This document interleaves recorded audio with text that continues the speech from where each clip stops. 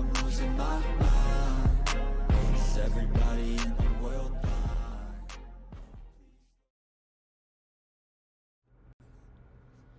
Welcome back to the GSMC Dead Ball Sports Podcast, hosted by GSMC Sports Network. I'm your host, Nolan Jamber. First segment, we went over NBA postseason, NBA playoffs, right on the corner. Talked about that. This segment,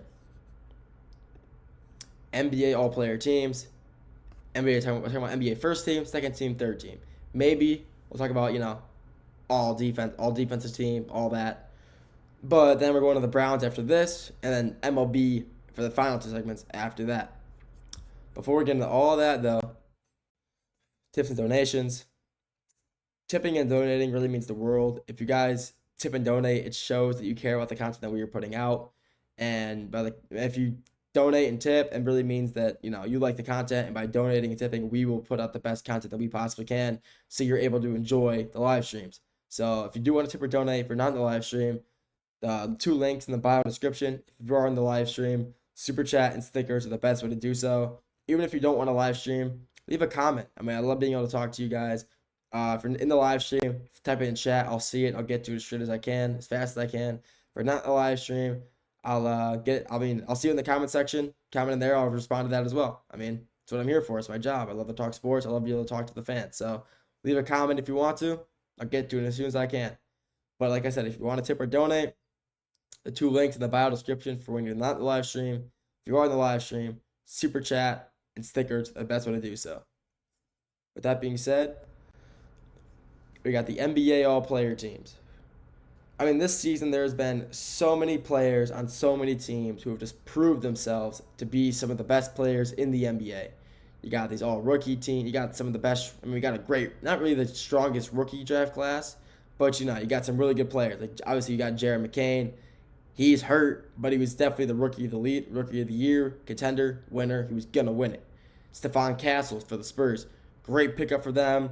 He's just proved, even with Wemby out, the Spurs obviously aren't playing the best, but he's stepped up and he's helped his team so much. But, I made a list of, who I think will be NBA first, second, and third teams. So I want to get into that. NBA first team. Obviously, SGA running the one. SGA's obviously the leader of the MVP conversation. I don't think he's the best player in the world. I don't think he deserves it. But he has taken the OKC Thunder to a number one seed. For what he's done, he's averaging 35. You're going to be a first-team all-player when that happens. You can't deny the facts there. You got Donovan Mitchell at the 2, the other member of the other guard for the first team. He's also leading the Cleveland Cavaliers to another one seed. One of the best guards in the game. He shoots. He plays good defense. You just had to put him at the one seed, especially for how good he's played with the Cavaliers this season. Then you got, obviously, Jayson Tatum for the Boston at the 3.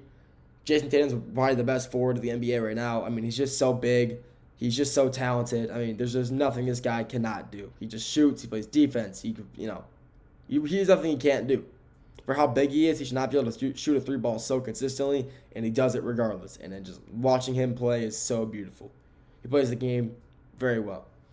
Giannis at the 4 and Jokic at the 5. The two best bigs in the world, Jokic and Giannis, deserve to be there. No doubt about it. Jokic should win he is the MVP in my opinion. He's the best player in the world, but he's averaging a triple-double. But he's a first-team all NBA player, and no one can debate that. Then you got Giannis, who's also averaging he's also almost averaging a triple-double. He's averaging a double-double and one assist, 2 or 3 assists short of averaging a triple-double. He's phenomenal. And I'm not just saying he should be there because he's averaging a triple-double. I'm saying he should be there because of how good he's played all season. Even with Dame being out, he's led this Bucks team through so much, and he's going into Detroit. He's playing in Milwaukee and in Detroit this week, to try to clinch the 5 seed. If they win, both those games will be a 5. If they go 1-1, I'm pretty sure they'll still be a 5, but it's going to be a great series regardless, and I'm excited to see how he can handle that, if he can really carry the Milwaukee Bucks through the playoffs. We'll have to wait and see, but I do think he is obviously one of the best big forwards in the game, and he deserves to be in the first team All-NBA. Let's go to second team. You got Chef Curry. Still the best shooter in the league. I mean, Steph Curry has not lost his touch. I would put him in the one All-NBA first team, but SGA has to take a spot. Curry is still the best shooter in the game and probably the best shooter ever and best three-point shooter ever, I'll say. And he still hasn't lost his touch after all this time. He deserves to be second team at minimum. Ant-Man at 2. Ant-Man is so physical. He just plays so aggressive. He can play all three levels. And for leading the Timberwolves to the play, I mean, granted they're a play-in team, 8 seed right now. I do think they'll go farther than they have in the past, though. I'm excited to see how well they do. I think that obviously they beat the Grizzlies first round to play Houston, in the first round of the playoffs. I still think they'll lose. Maybe not sweep, but Houston's just so good, and the Western Conference is so difficult that he can be, I don't know, he can be surrounded by all-stars and maybe still lose. I mean, they got Rudy Gobert, one of the best defenders in the league, 4 DPOIs. But other than that, I mean, you don't got, you don't got the crazy support. Julius Randle's averaging 20. Huge pickup for them. But Ant-Man in the 2 and the second team, I mean, it just makes sense for me, honestly. He just plays so good. How can you have an NBA All-Team without having LeBron James? Enough said. Just LeBron James. That's all you need to know. It's LeBron James for the small forward, honestly, on the second team All-NBA. Evan Mobley for the Cavs. One of the most slept-on players this year. He's played such good defense. He's also contender for DPOY, him and Draymond. But he's just played so good for the Cavaliers this season, and no one's really talking about him. He's a great forward. He just plays great paint defense. He plays very good offense as well. He's like a better offensive player in Rudy Gobert and still plays like just amount, if not better, defense than Rudy Gobert. Then you got Karl Anthony Towns out of the New York Knicks, traded to the Knicks this season, and he has not stopped playing the way he had even in Minnesota. He's playing phenomenal basketball. He's still shooting threes. He's still making them. He's still going up in the lane, still driving. He's still getting blocks, getting boards. I mean, he's still doing it all, even in the Big Apple. He hasn't changed his play one bit. And, he deserves to be on second team All-Team. And then we got the third team.